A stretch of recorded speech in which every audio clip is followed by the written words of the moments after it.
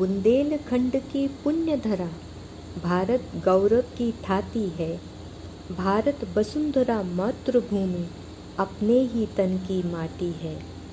यह हृदय स्थल शुचि भारत का, यमुना गंगा के चरणों पर, नर्मदा नीरजा के उत्तर, विंध्य गिरिमाला अटवी पर, बेतवा केन तमसा तटनी, ढलती धसान सुंदर सुनार, वनगिरी आंचल को सींच रही, विस्तृत तट के हरिहर कछार।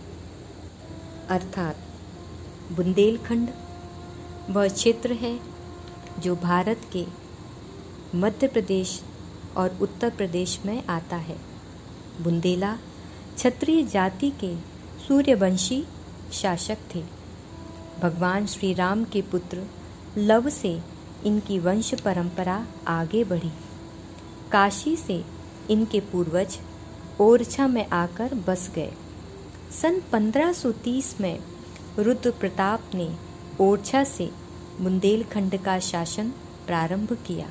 इनके पश्चात भरती चंद्र, मधुकर शाह, वीर सिंह देव और इसके बाद महोबा के चंपतराय प्रताप का शासन इतिहास में प्रसिद्ध है, जो चंपतराय की मृत्यु के पश्चात समाप्त हो गया। चंपतराय प्रताप की पत्नी लाल कुंवरी से 3 पुत्र थे, सारवाहन, अंगद और छत्रसाल। छत्रसाल भारत के मध्य युग के एक महान प्रतापी योद्धा हुए। एक ओर छत्रपति शिवाजी ने तो दूसरी ओर छत्रसाल ने औरंगजेब का जीना दुश्वार कर दिया। आगे चलकर ये बुंदेल केसरी महाराजा छत्रसाल के नाम से विख्यात हुए।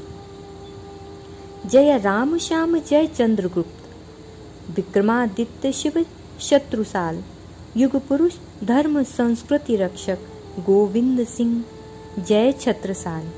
अन्याय प्रपीड़ित युग पुकार, सुनकर करुणा कर करुण अपार, अवतीर्ण हुआ करती जैसे, हरती अवनी का पाप भार। जब यवनों का आतंक बढ़ गया तब 4 मई 1649 को टीकमगढ़ लिघोरा काकर ग्राम में छत्रसाल का जन्म हुआ। पिता चंपतराय मुगलों से सदैव युद्ध होने के कारण परिवार से दूर रहते, अतः छत्रसाल की उचित देखभाल के लिए उन्होंने अपनी पत्नी के साथ इन्हें इनके मामा के घर साहिब सिंह गंगेर के यहाँ भेज दिया। यहाँ छत्रसाल को उनकी माँ और मातुल ने शस्त्र शास्त्र दोनों की शिक्षा दी, जिससे बाल्यकाल से ही छत्रसाल धर्मनिष्ठ, संस्कारवान, भावना प्रधान वृत्ति के बने। इनकी कुलस्वामिनी माता विंध्यवासिनी थी, इसीलिए इनकी राजमुद्राओं में 2 शेर अंकित होते।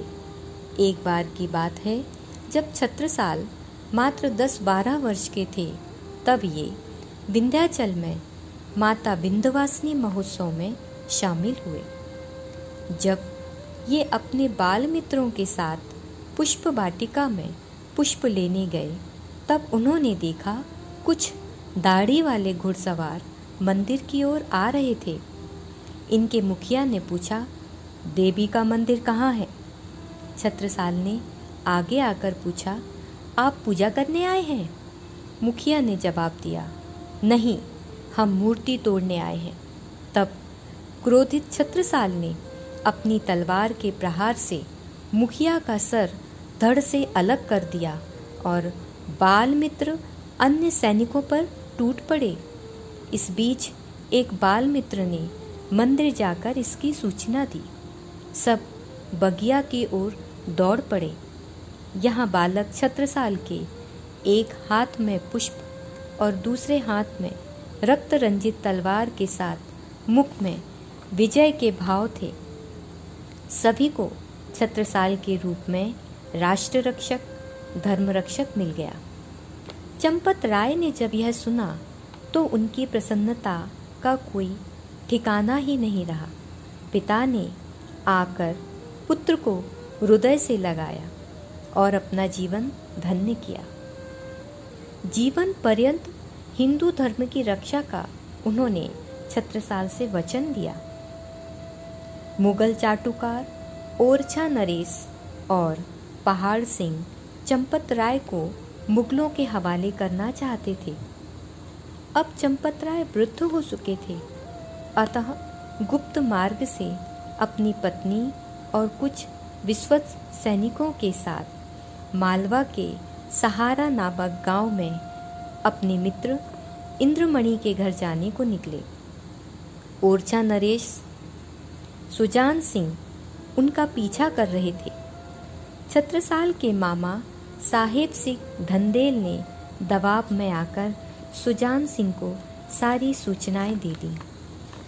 शत्रुओं ने चंपत राय की गुप्त टोली पर आक्रमण कर दिया। रानी लाल कुंवर ने शत्रुओं का सामना किया, किंतु विपरीत परिस्थिति को देखते हुए दोनों ने अपनी अपनी तलवार से आत्महत्या कर ली। सैनिकों ने चंपत राय का सिर काटकर मुगलों के दरबार में भेंट किया। उस समय छत्रसाल की आयु मात्र 12 वर्ष की थी। इन्होंने माता पिता का संस्कार किया और भाई अंगद से मिलकर प्रतिशोध की योजना बनाई, परंतु पिता के चिर परिचितों में से किसी ने भी इनका साथ नहीं दिया। 17 वर्ष की आयु में छत्रसाल अपने पिता के मित्र और मुगल चाटुकार जयसिंह की टोली में शामिल हुए। इस समय इनके पास 2 उद्देश्य थे, एक छत्रपति शिवाजी से मिलना और दूसरा मुगलों की युद्ध नीति जानना। 18 माह के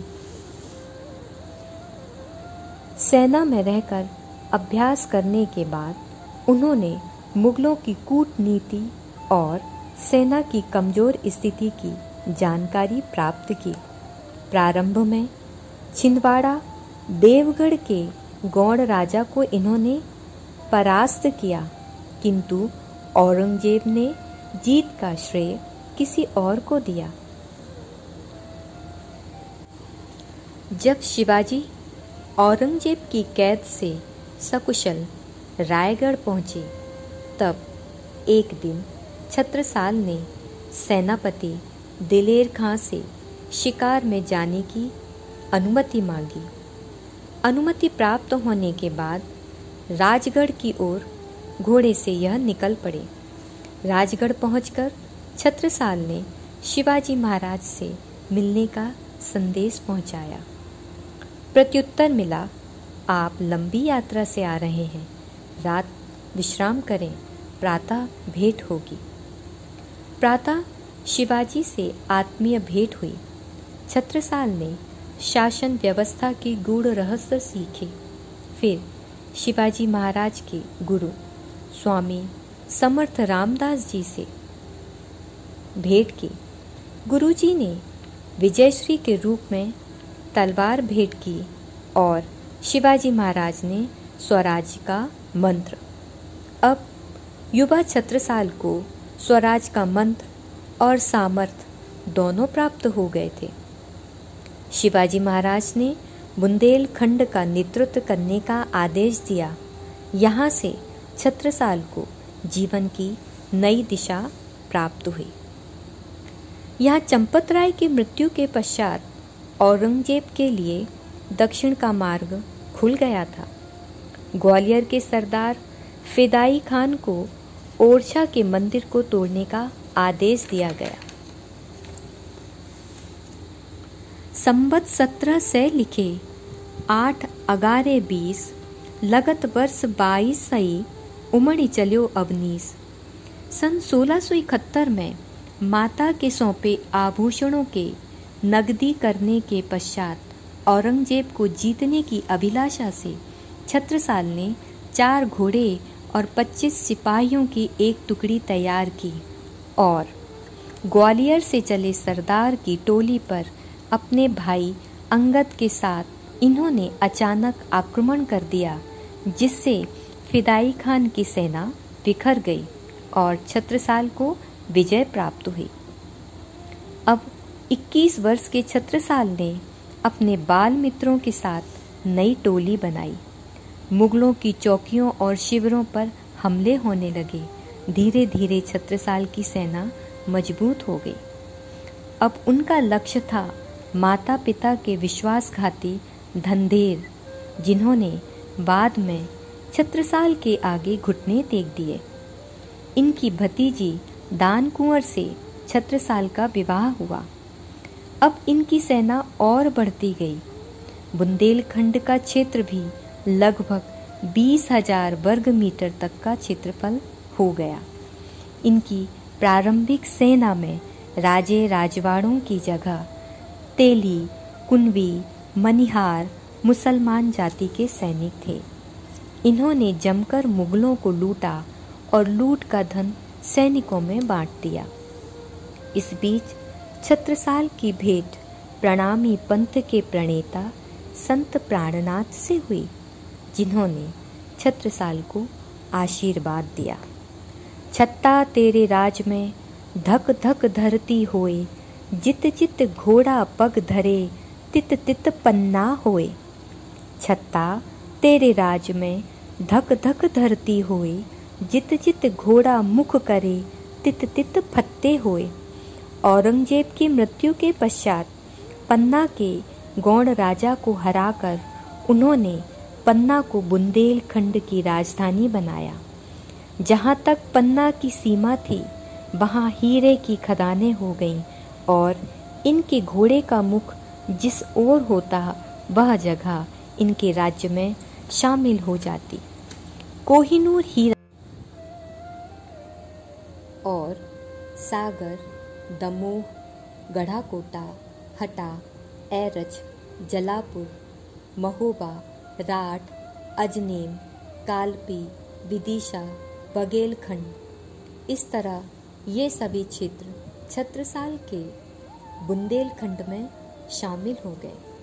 इत यमुना उत नर्मदा, इत चंबल उत टौंस, छत्रसाल सो लरन की रही न काहू हौस। आज भी पन्ना में संत प्राणनाथ जी के मंदिर के पास एक विशाल कुआं है।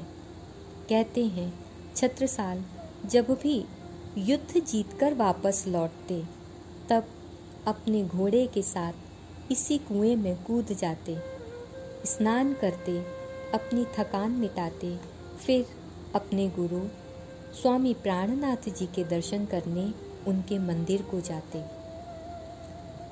अब महाराजा 80 वर्ष के हो चले थे। इनके राज्य जैतपुर में इलाहाबाद के नवाब मोहम्मद बंगस ने ऐतिहासिक आक्रमण किया। अपनी सेना की कमजोर स्थिति देख छत्रसाल ने बाजीराव से सहयोग मांगा। एक स्वराज के रक्षक ने दूसरे स्वराज के रक्षक को सहयोग दिया। परिणाम, अजेय महाराजा छत्रसाल को पराजय का कलंक नहीं लगा और बंगस को पराजय के साथ साथ अपमानित भी होना पड़ा। इसी जीत के पश्चात बाजीराव को उन्होंने अपना तीसरा पुत्र मानकर झांसी, कालपी, सागर, गुना, सिरोंज, हटा की जागीर के साथ साथ राज नृत्य की मस्तानी भेंट की। छत्रसाल के अंतिम समय में भी प्रशासन करते हुए कर के रूप में प्रतिवर्ष 1 करोड़ 8 लाख की आय उन्हें हुआ करती थी। अपने राज्य से ये अपनी प्रशासन व्यवस्था को बहुत कुशलता से चला रहे थे। पौष शुक्ल तृतीया संवत 1788 अर्थात दिसंबर 1731 को छतरपुर नौगांव के पास मऊ सहनिया के धुबेला ताल में इस अजेय वीर योद्धा ने अंतिम सांसें ली। अपने पीछे छोड़ गए 14 करोड़ का बहुमूल्य खजाना। एक कुशल प्रशासक, तलवार के धनी होने के साथ साथ कलम के धनी भी थे छत्रसाल। आपके काव्य ग्रंथ छत्र प्रकाश और छत्र विलास में आपके जीवन की नीतियों का पूरा विवरण है। आज भी बुंदेलखंड वासी आपको अवतार पुरुष के रूप में मानते हैं। सुबह होते ही अन्य देवताओं के समान छत्रसाल का पुण्य स्मरण करते हैं। छत्रसाल महाबली करियो भली।